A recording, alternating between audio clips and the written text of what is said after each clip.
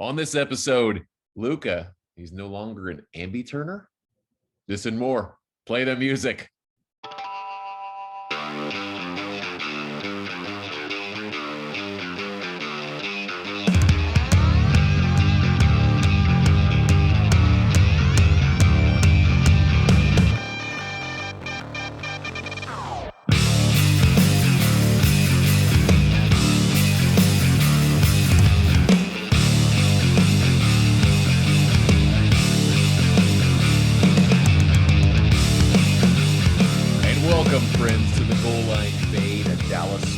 Podcast. I am your host, Zach, with my RB1, Brian.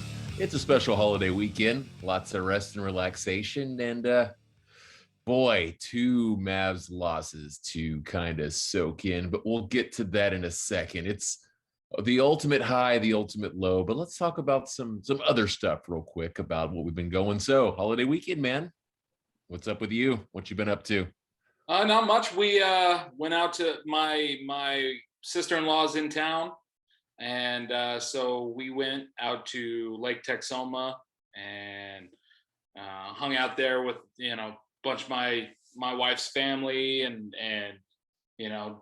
fished and dished all the lake stuff. That's cool. And hung out with them and did all that, and then came back and doing some stuff around the house today, just kind of trying to relax and recharge the batteries before work starts again. How about you, man? Yeah, man. I thank goodness we didn't want to do anything today, really, because here in Dallas, if you're obviously this is a Dallas podcast, so you realize that the weather sucks. If you're listening to this on Monday, or looks like it's going to be like this for the next week, I actually, when I finish recording this, I'm going to grab an umbrella and grill dinner for the family because I got steaks and kebabs and stuff to grill today. And well, yeah, so that'll be fun. And I'm going to grill in pajama pants, flip-flops, a Dallas Cowboys dry fit shirt, and an umbrella. I definitely am having a 3-day weekend. That is for sure. Yeah. But it's been good for me. Thank you. One of our friends, one of our neighbor friends had her birthday party on Saturday. So it was a pool party shindig. They had like a full taco bar. So we had a good time. It was lots of drinking. We were only going to go for a few hours, and all of a sudden it was like 9:00, and I'm like, wow, we've been here for 7 hours. So, all right, yeah. Well, yeah. Cool. Then I ordered 2 stuffed crust Papa John pizzas, and the rest is history. You know what I mean? That's what happens when keeping it real goes wrong. But anywho, something I am excited to talk to everyone about is that the fam and we saw A Quiet Place 2 yesterday, and holy balls, man. Yes, I have very rarely seen movies that I think are as good, if not better, than the original. And I would say that A Quiet Place 2 qualifies as that. It was very, very, very good. Wow. I also, this is not a spoiler, so you don't have to plug your ears if you're listening. The movie literally takes place the second the first movie ends. Awesome.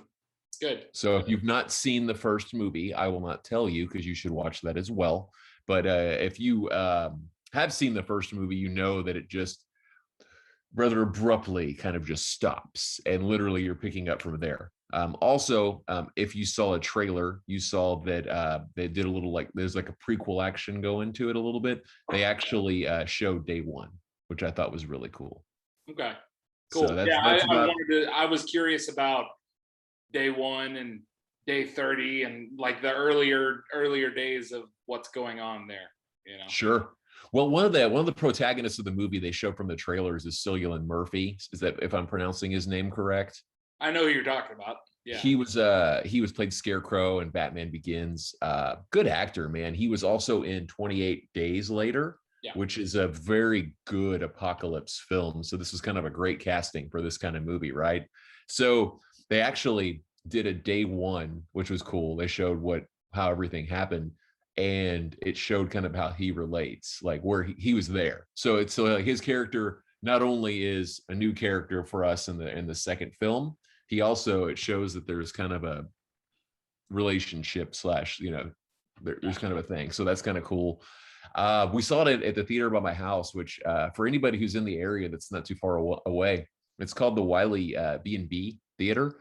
It's pretty cool. The theater's actually like it looks like something from like the 30s or 40s. Yeah, I've It's a been there. two-story theater, pretty sweet, but they have 4D cinema in there. And man, I saw Bad Boys 3 in 4D, and Bad Boys 3 sucks. Like, it's really not a good movie at all. But in 4D, it was awesome. Like, literally, there's a scene where someone gets sniped in the leg and your chair shoots air at your neck. So you feel so you're like, whoa, there's a car chase scene and you're moving with a car, right? Your chair. It's the ultimate, it's like makes it like a riot almost. So fast forward to my family and I yesterday watching A Quiet Place 2. Not only is the movie suspenseful because it's quiet, right? You're not knowing what's going to happen. You're also like, what the fuck is my chair about to do? Yeah. Like what's coming my way? Because it fires water at you, not water, but like a little speck of like wetness, air. It rumbles, it goes. It is so very cool. If you have the means to get out to my neck of the woods and watch it in 4D, I 100% say so. It's about $18 a ticket, so you're paying probably 3 or 4 more than normal, but so worth it. The movie's an hour and 30 minutes long too, so it's perfect for that kind of experience. I would totally see it again. I freaking loved it. Loved it. Very good. Yeah. I will let you know my thoughts on next week's podcast because please. Yeah. Also, I don't know about whatever theaters everybody else has seen the movie in who maybe is a listener and checked it out, but I know the B&B gave us a message of thanks, like literally, like they came on the screen and thanked us for being there, which felt really cool and intimate. And then John Krasinski, if that's also how you pronounce his last name, Jim from The Office, thanked us for seeing his movie and, talking about how the reason why this movie was delayed a year is because he wanted to make sure that people could experience it the way it should be, which is actually the 4D or in a theater. So it was specifically made with 4D in mind, which is pretty neat.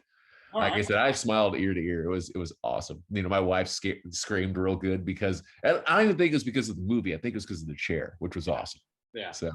Well, yeah, I think I think we're gonna go try the 4D at because we're not too far from you guys. So yeah, it's pretty cool, dude. There might be a theater near you guys, or for any listeners, if I've gone to the Wiley B&B. I've gone to that a couple of times. It's not far. Okay, cool. Yeah, it's so cool, man. Oh, I could talk for this could not be a sports podcast, and I could talk about A Quiet Place for forever. Nice. I just appreciate, man, so cool the way he does the aliens, the way they look, the design of them, just gosh, yeah. Now I'm gonna have to go back and rewatch the first one this week. Yeah, I know. I mentioned to my wife like 4 or 5 times that I wanted to rewatch it, and we didn't. And both of us were kind of like, because it just picks up right there a little. I'm like, man, I wish. Yeah. You know what I mean? Because just backstory real quick before we get into Mavs. I want to say that the first movie takes place at like day 450, 430. So you're about a year and 4 months into this hostile alien type takeover thing. Yeah. And it's just good, man. It's the movie pretty much. It's a good link, good everything. I love it. I'm not going to say anymore because I just want you to see it and I want to hear your thoughts. And listeners, this gets the Zach Van Meter seal of approval. It is very, very, very good. Very good. All so right. That's it for cinema and what we've been kicking with. Not to bore everybody too much. Yeah, the only non-depressing things from this weekend. Yeah, man. God bless our Mavs, man. So we recorded our last pod after the game 1 upset, which looks even more like a crazy upset at this point, right? Yeah. Since then, the Mavs won a second game, and then they played games 3 and 4. The series now, unfortunately, is tied 2-2. I talked about Luka not being an Ambi Turner as a joke to open the show, and I was listening to all the post game stuff. Apparently, Luka can't even look left right now. Yeah, like we joke, but for the last 2 podcasts, I've had my leg issue. It's nerves, man, and it's been almost a month now, 3 weeks, something crazy. Yeah, it's still way better and more manageable, but it still hurts like a bitch. Sure.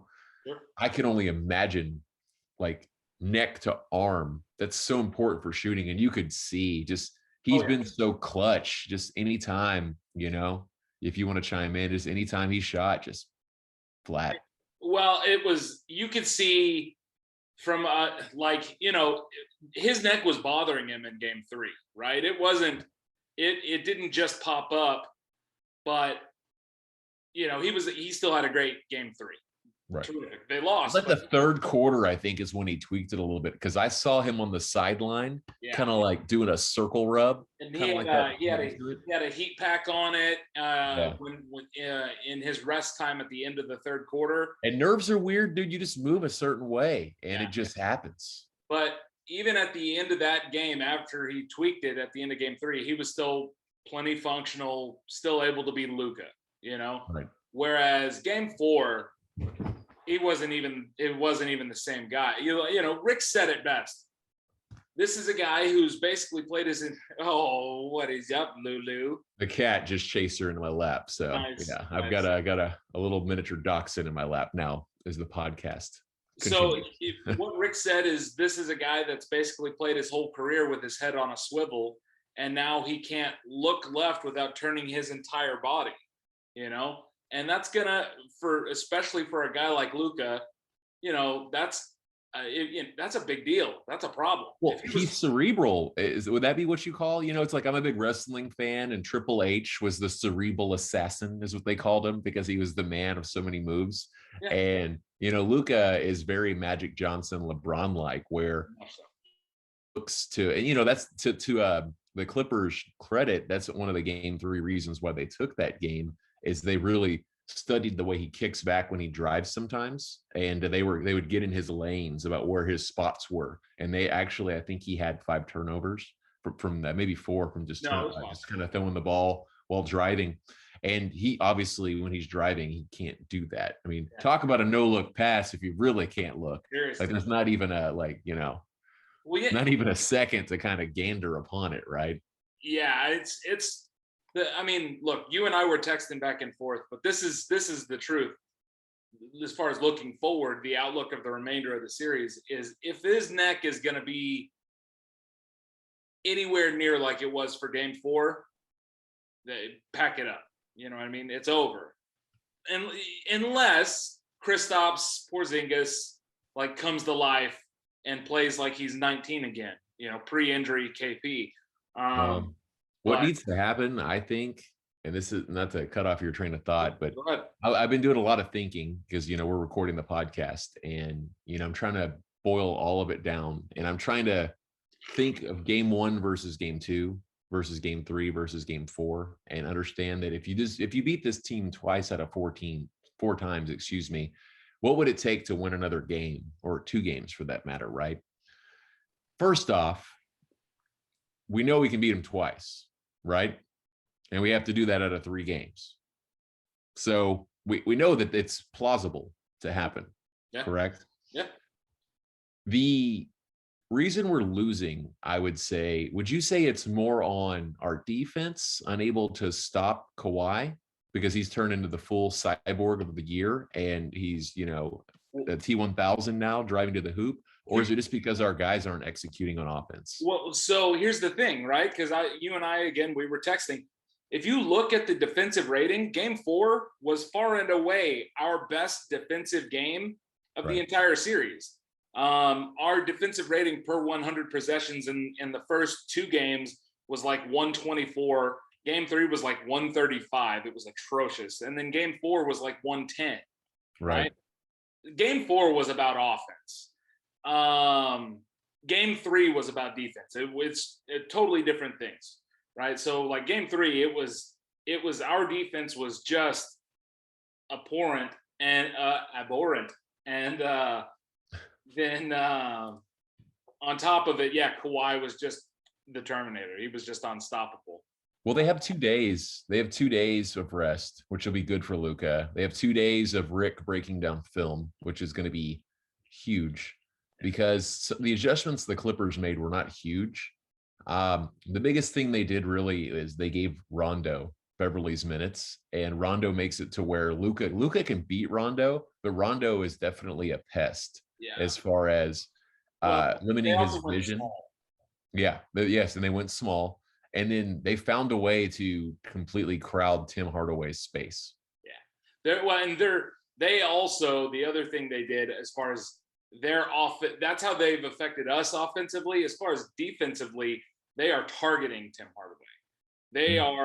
They see him as the low man, and they are literally basically they're moving the ball around and doing switches and picks until they get either Paul George or Kawhi on Tim Hardaway, and then that's the matchup they want. And sure. And you know what, man? So the Mavs have shot so bad the last 2 games, especially from 3. Last game was, gosh, just ginormously terrible. Yeah. Like to the naked eye, and this is why I want to bring it up on the podcast for our listeners who might not know better. To the naked eye, you could easily blame the defense. And I'm not saying the defense isn't let off the hook at all. I mean, to let Kawhi just seemingly for 3 games drive to the hole. Now, last game was the first time they're making that boy work. You know, I told Brian, I'm like, this dude's having to work. Yeah, he's still getting his points, but they're making it where he absolutely has to like use all his energy to get that too, you know?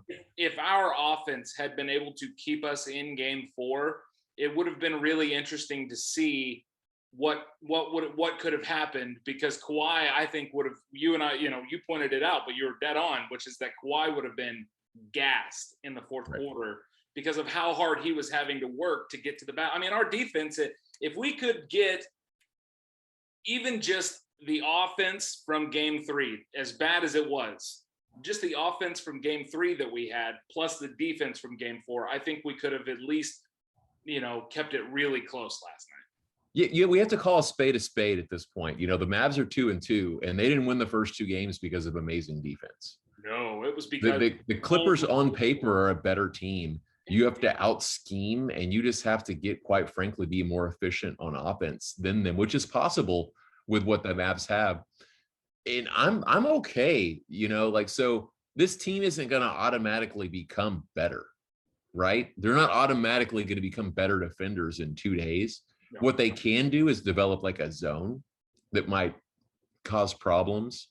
Also too, if Kawhi's having to take 12 seconds every time to score a basket when they get down there, and there's 2 or 3 seconds on the shot clock, and we go to, those are 2s, man. If the 3s are efficient and we're scoring quick, it's all relative to kind of what's going on. We're going to know within about the first 5 or 6 minutes, I think, of game 6, right? Or game 5, excuse me, on Wednesday night, if Luka is going to even be 90% Luka and we have a chance. Because obviously if he's 50% Luka like game 4, man, me, the homer that I am, we're probably just going to lose the next 2 games. Maybe some kind of miraculous thing happens in Dallas game 6, right? But it's just, wow. It's just, there's a lot to it. I know that I want to talk about this here in a second, but I'm going to ask you, I think that the Mavs should change the starting lineup. I do think that they should change it up because Rick tried things in game 4. For instance, he gave Trey Burke minutes, and we saw Boban, which is always fun. I love that freaking guy, right? Yeah. His ESPN documentary is like 5 minutes long, but it recently was really, really good.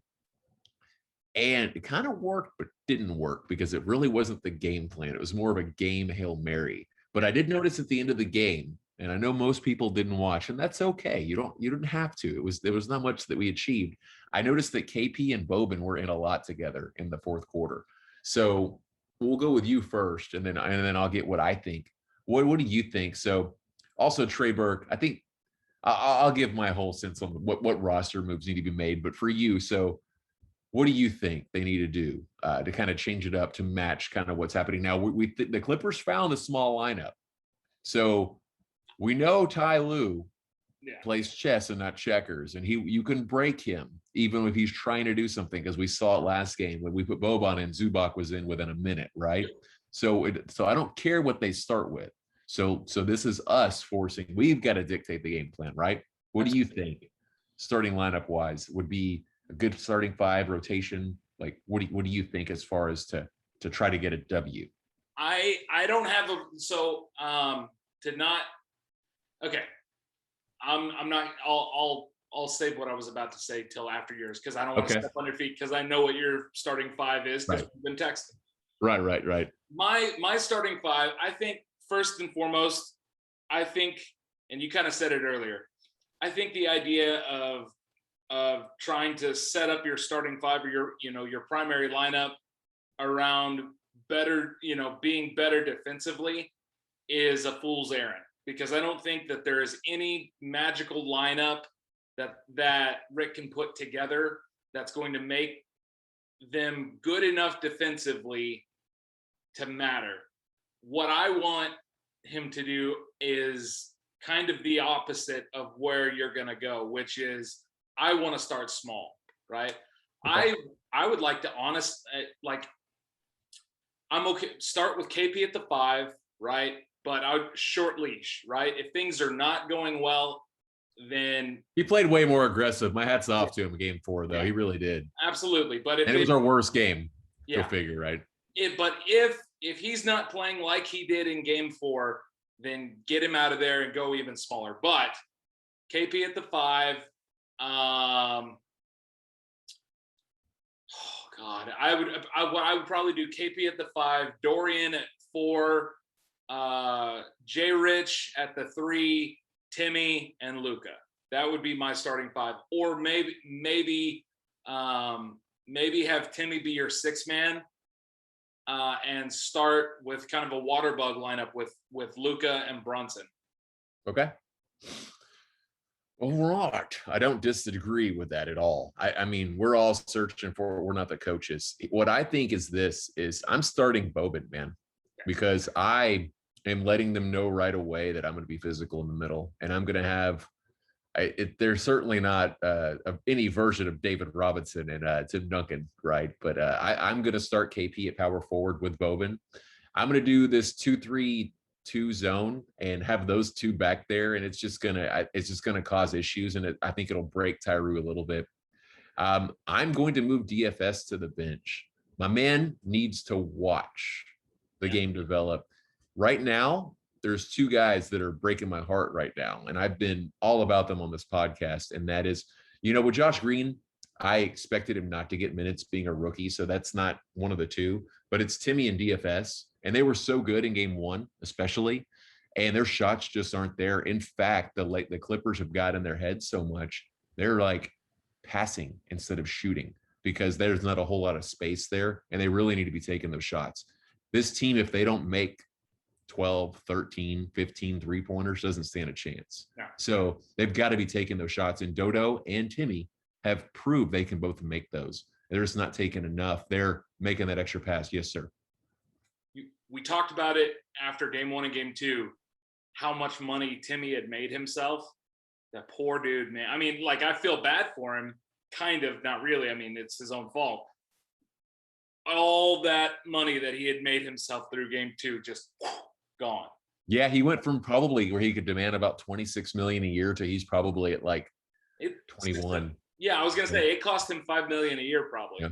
Yeah. He probably cost himself 20. And the story's not over yet, but that's. No. But okay, so let's see. So where am I at? I got KP, I got Boban. It's small forward. I'm gonna start Tim Hardaway, small forward shooting or whatever, interchange however you want. Yeah. I'm gonna move Josh Richardson back into the starting lineup because we need the defense. And even though he's not playing well, let him just pester Kawhi to start the game a little bit. Between the 2 big guys there, I'm all about let's exert as much energy as possible, or make them, the Clippers, make them tired, dude. So just make it where it's just a little bit more difficult, right? Sure. And then we have DFS who we can bring off the bench. So you're just constantly rotating these guys at them is what my logic is, okay? And then I've got Luka starting, obviously, at my point guards situation. I have 2 guys that aren't getting minutes that I think need to be put in the rotation, and that's Dwight Powell and that's Josh Green. Putting Josh Green in the game might be terrible, but it can't get much worse. And if anything, it's one more body to throw at Kawhi because he's a wing defender that could pester him a little bit and tire him out. I'm not putting him there for offense for obvious reasons, but those are my thoughts. And then Dwight Powell as well. I know Willie Cauley-Stein's going to get minutes, and that's fine by me. I think he should. But I do think that Dwight Powell, the pick and roll, I think it could help a little bit, man. I need that energy. we need the energy, and we need a role man. Willie Cauley-Stein pisses me off to no end sometimes because I'd rather Powell get his minutes than Willie Cauley-Stein. I would too, because man, I watched a couple of times last night when they were doing Luka was trying to do a pick and roll, and Willie Cauley-Stein set a terrific pick and then just never rolled to the basket. And there was one point where Luka, it ended up, I think most people probably thought Luka was trying to do just like a finger roll type, in the lane kind of layup.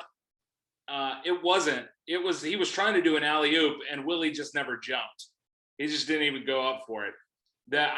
He frustrates me to no end. Where Dwight Powell, he's not. Kareem Abdul-Jabbar, he is not. But no one can say that dude is not hustling ever at all, ever. He is a hustling some bitch. And I would honestly, I would start him over Boban. Yeah, that's where I thought you were going to go, by the way, when you were doing your starting lineup, was start him and KP. They just haven't played. They've played so little together this year because, Dwight Powell was injured almost all last year too. And the problem with that is those two, when you start those two together, KP almost always has a terrible night because Dwight can't really play the 4. So you have to put KP at the 4. And he's said so many times, he doesn't like playing the 4 offensively. It works better for him to play the 5, but whatever. The reason why I think Boban works is I'm not playing Boban a lot of minutes. Oh, I'm just doing everything I can to fuck with Ty Lue. Sure. Because he's his one adjustment besides going, but it's Rondo and Batum in the starting lineup because Zubac's getting roasted, and he's quick to put Zubac back in as soon as you get Boban out there, right? Yeah. And I don't know what Rick's going to do.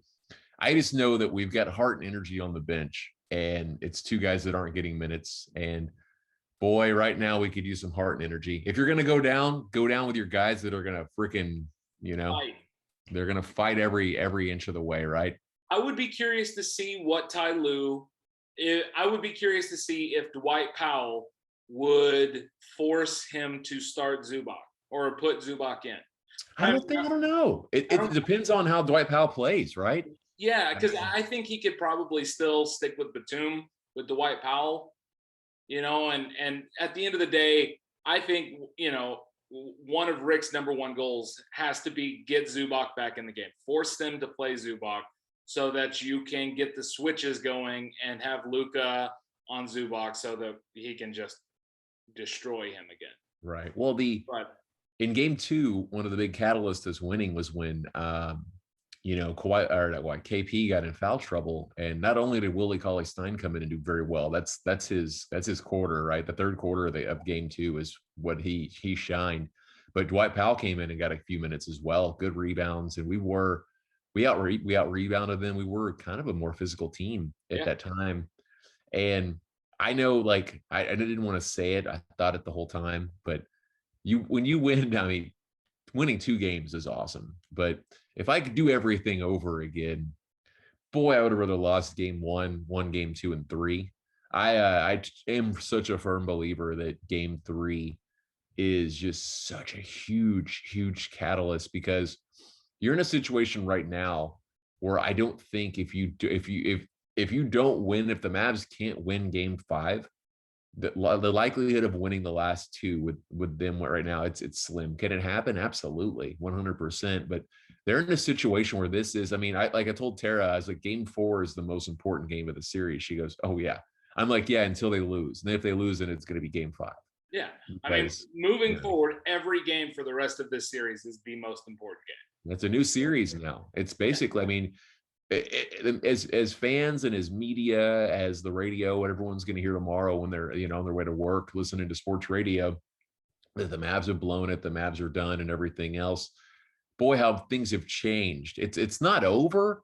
No. The reason why Brian and I are somewhat pessimistic is because we don't know what to expect from Luka. He's got the best doctors in the world. Casey Smith is a magician, right? But damn it, dude, nerves don't much they can do. Go away, No. Look, again, if Luka was healthy, I would be maybe not just as confident, but as I was at the start of the series, but I would still be very confident in our ability to win 2 out of 3. But it's just there's so much unknown with his neck. You know what I mean? Right. If he comes, like you said, if he comes out and the first 5 minutes of Game 5 looks great. I'm going to be ecstatic, and I at that point I think we have a good chance to win. But who knows? It's so up in the air. It's so up in the air. It really is. And on top of that too, like the Mavs, because they're not a good defensive team, and because of the basketball that the Clippers are playing, they're making sure that they make baskets that are high percentage, right? If they get up by 4 possessions, it seems like it's 25. Like when the game last night was at a point where I think it was a 10, 12-point game, I'm just like, I looked at Hudson and I'm like, who's my kiddo? I'm like, I don't know if I'm confident we can stop them 5 times in a row right now. Yeah, with the way we play defense, a 10-point lead is insurmountable almost. Just like right now, with the way we have Kawhi Leonard is playing some of the most incredible. He realizes, like, this is what as a basketball fan, I can appreciate Kawhi Leonard right now, because he realizes, like, I've got to put this team on my back, because holy shit, this team it could take me out right now, right? And this is what they wanted. Like, they wanted the Mavs. They wanted to play Denver or Portland, Denver or Portland. They wanted to avoid the Lakers until a potential champ. Like, this is what their blueprint was for them. So, and the fans were calling them out for it. The media was calling them out for it, and they hear this stuff. You know what I mean? They hear everything. So I get it. And boy, he's answered, and it's very, very, very impressive. Paul George is who he is, man. I've always thought he was kind of a dick. Very good basketball player. Never thought he was anything, but Kawhi, just his focus, and he wants the ball more than anyone on the court all the time, whether it's on defense, it's a loose ball. It's the kind of guy you want on your team. There's a reason why they've answered and responded and rallied around him, because that's the dude. That's the dude you hope Luka is 5 years from now. Yeah, I mean, I've said it for a long time. Despite the problems that the Mavs have had with the Clippers for the last 365 days, Kawhi is my favorite non-Maverick in the entire league. Very, very good. I would take Kawhi over LeBron. I would take Kawhi over just about any player. If you're talking about one game, right, for my life on the line, that dude is cold-blooded. Oh yeah, the Toronto playoffs when they won, dude. He carried that team. Carried them. He is Thanos. Yeah. He snaps his fingers and just breaks these teams up, man. He'll be the reason KP gets traded in the offseason. Fine by me. God, let it happen. But, oh man. So go ahead. So we're looking at, I don't know when Game 7, if it was the thing, would be. I know Game 5 is Wednesday. Game 6 is going to be Friday. And then I would assume, if all things are relative, if there is a Game 7, it would be Sunday. If that's the thing. I buckle up, man. It's going to be something. That's for sure. Game 5, like I said, I think within the first 5 minutes we'll be able to tell. But then we say that it's basketball, so anything can happen. Yeah, Kawhi did hurt his hamstring or something, it appeared. Yeah. But he's the Terminator, so I don't know. And again, who knows, man? KP could go off. That's the thing about him, is he could play like garbage for 4 games and then turn around and go off for 40 points. He can, and is totally capable of doing that. Do I expect it? No, but it is totally possible. So who knows, man? I mean, but right now, let me ask you, what's your prediction for Game 5? Given what we currently know. I don't think the Mavs are going to win another game. I'm with Charles Barkley, unfortunately. And I hope I'm wrong. I really do. I didn't think they were going to win Game 1. I thought they were going to win Game 2. I thought Mavs in 6. My prediction of Mavs in 6 can still be a thing. Yeah. But I just don't know about Luka, man. I know, like I said, I can, if he can't shoot and do the fadeaways and the drops, if that's what makes our team special, dude. Like, we're not a good team. We're not good enough to beat a playoff team if he's not 100%. So No.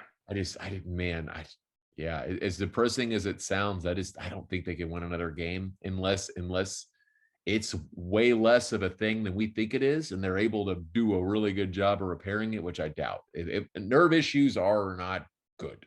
No, the thing is, nerve issues the only thing that fixes nerve issues is time. Yeah. That is it. And that's the one thing we don't have. No. So I'm with you. I don't think they win another game either. Can it be better on Wednesday than it was last night? Yeah. Could it be less sore? Absolutely. But then you're still moving. It's kind of like me, like I'm going to the gym right now on my leg that hurts. And I actually kind of feel better when I go to the gym and like do the elliptical because it's kind of making that calf bend in directions. But every morning I've got to ice my leg, dude. Towards the end of the day, it's sore. And I'm not an athlete. Like I'm just a guy, right? Going to work and doing my thing. I could only imagine just trying to do everything. I really, Luka's a warrior, man. He's gonna go. Yeah. You know, like, and that's why I knew he was gonna play, because when I heard it was nerve, I'm like, yeah, you don't miss the game because it's not better 2 days from now. You know, that is what it is. Yeah. You could see the look on his face, that you could see how bad it was hurting. After every shot, every possession, you know, he literally looked like someone had been stabbing him in the shoulder right there. You know, like he was just, like his shoulder was hanging and he just looked completely exhausted. Yeah. And good for the Mavs, by the way. Good for the Mavs fans, mind you. We were probably the largest. I think Atlanta maybe might have had more people than us at their last game, but I think we had 17,000, which might have been the most. Yeah. And no incidents, man. Apparently, people during the pandemic forgot how to act in public when they get drunk. It's really what it is, honestly. Yeah. It's really, and I feel bad for the athletes. And it sucks that four fans right now have made like the NBA call out against fans being too crazy. I know there's a lot more incidents than that, but the issue is these motherfuckers have been drinking at home for a damn year. Yep. And you can just drink till whenever and just fall asleep on your couch, and you're not used to holding your shit in public right now.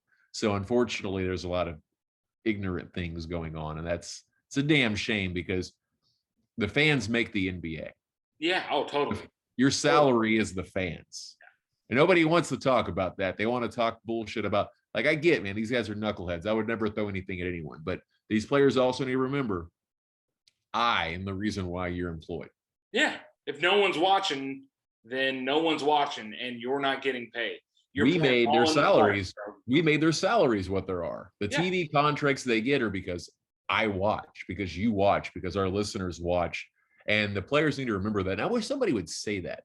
Yeah. You know what I mean? Like Luka, when we lost game 3, was talking about how, you know, American Airlines was so awesome at the AAC and the MFLs, and he hopes that they all will come out still on game 4. Like he kind of gets it, man. I wish these guys that were bigger, because Luka, I don't know if Luka will ever be like a KD type, like prominent, like we want to know what he's got to say type thing, or like LeBron, because he's kind of a soft spoken, you know, he's Luka. Yeah, he's quiet. He's not like Dirk, no, but he's there. But I wish one of these dudes would sit back and be like, hey, man, I just want to first off say, fans, y'all are the reason why Jason the NBA is going. Jason, and I know it's just a select few of you who, you know, want to act a fool. Jason Tatum basically said that because, you know. Oh, nice. I did not hear that. One of the more well-publicized knucklehead situations was in Boston. And the water bottle. Yeah. And so, you know, he basically came out and said, look, you know, we can't control what our fans do and don't do. And you get a group of 10,000 of any 10,000 people, there's going to be one or two dummies, but 99.999% of our fans that were in the building were in here doing the right thing. And we were so grateful to have them back. Something to that effect. And it was good. He was right. And also, by the way, I love Jason Tatum. Oh, he's a beast. He's such a good player. It's a damn shame that Jaylen Brown got injured. Yeah. It could be. I don't know if they could beat the Nets, but it'd be a lot better of a fight. He's a good player. Jaylen Brown was on my fantasy basketball team, and he's a reason why my team was very, very good. Him and Luka. Yeah, it was a good run. It was a nice run. But yeah, I just want them to remember that, dude, because if there was no fans 2 seasons in a row, the salary cap would dip so low. I mean, that changes your max, that changes your livelihood and everything else. And they need to. I don't care that they make $30 million. I don't. No, I'm not a basketball player. I'm a telemarketer. I get paid way more than I need to get paid for what I do for a living. And I don't want anybody questioning that. So I'm not going to question an athlete. You are the market that you're in, rock it and enjoy it. You know what I mean? Yeah. I mean, let's be honest. Yeah, they're getting paid a lot of money to play a game, but there's 200 people in the entire world right now that can do what they do. Yeah. So There you go. End of story. Good for them. Get your money. Get it all. Get all of it. Just don't act like an asshole about it. That's my absolutely. So before we go, because I think we've talked enough. Do you have anything about Mavs you want to talk about? I think we laid it out there, man. Just 2 sad Mavs fans that it's looking like another what if. Yeah, I mean, let's see. Maybe Rick Carlisle can do something amazing and shut up all the people in DFW who talk about him maybe needing to get fired. That would be awesome, because I think that or some magical fairy coming down and touching Luka's neck is about the only way we have a nice podcast the next go around. Yeah. I agree. So in closing, I want to talk football real quick. Oh yeah. Not much. I know you and I like our first episode. Actually, it might not even be a real episode. It might be the episode that got canned. Phantom episode. Yeah, the episode that didn't happen because my laptop took a shit. Yeah. But we were talking fantasy football, and I know some of our listeners do fantasy football. So I know Brian and I are going to talk a little bit about that. It's going to be kind of we're in the same leagues. We're probably going to talk a little bit of shit to one another sometimes too. But one thing that we talked about was the new season, and in NFL, for those of you who are living under a rock or just don't know, like my wife probably honestly doesn't know, she doesn't pay attention to that.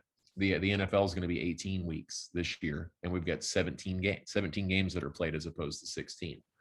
So, I brought this up on a podcast that was recorded. Was what did I think would happen? Like, what's the first record that's broken, the rushing title or the passing title, right? Hell, maybe even both go down this year.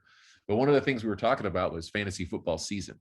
I know a lot of our listeners play fantasy football, and our typical fantasy season is 13 weeks, and then you've got your 3-week playoff run, and you're making sure that you're not, you don't want any part of that week 17, basically, right?